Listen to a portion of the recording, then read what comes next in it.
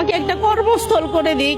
একটা মেয়ে কিন্তু চাইলেই অনেক কিছু করতে পারে না। যখন ছোট মেয়েটা বলে কয় আমার বাবা আছে হাসপাতালে, ছোট মেয়েটা বাবাকে হাসপাতাল দেখছে, যখন আমি বাসা থেকে বের হই বলে কি মা বাবাকে হাসপাতালে খাবার দিয়ে আসো, বাবাকে অনেক খিদা লাগছে, তখন আমি কিছু বলতে পারি না। মানে যখন স্বামী ছিল তখন আসলে বুঝতে পারি নাই যে উনি কতটা কষ্ট করে আমাদেরকে চালায়, কিন্তু আমি এখন নিজে বুঝতে পারছি যে সন্তানদের মানুষ করা, ভাড়া দেওয়া, খাওয়ানো কতটা যে কষ্ট। আমাকে একটা কর্মস্থল করে দিক। একটা মেয়ে কিন্তু চাইলেই অনেক কিছু করতে পারে না। আমরা যদি রাস্তায় নামি অনেকেই খারাপ ভাববে, অনেকেই ভালো ভাববে, অনেকেই ভালো চোখে দিবে, আবার অনেকেই খারাপ চোখে দিবে।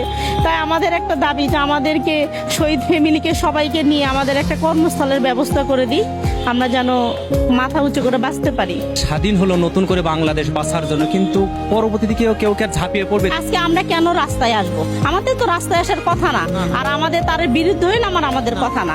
আমরা বাসায় থাকা, আমাদের সান্ত্বনা দিবে যে তোমরা কি করতে চাচ্ছ, কি হবে।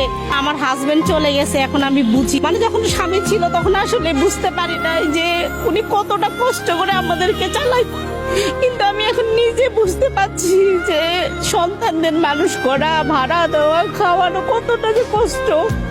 এই ভাড়টা নিজে কাঁধে নিছি, এটা আমাদের একটু সান্ত্বনা দিত, আমাদের একটা ব্যবস্থা করে দিক। আমি এটা স্থায়ী একটা ব্যবস্থা করে দিলে হ্যাঁ, আমরা রাজপথে নামা লাগবে না, আমাদের একটা থাকার মতো জায়গা করে দিক।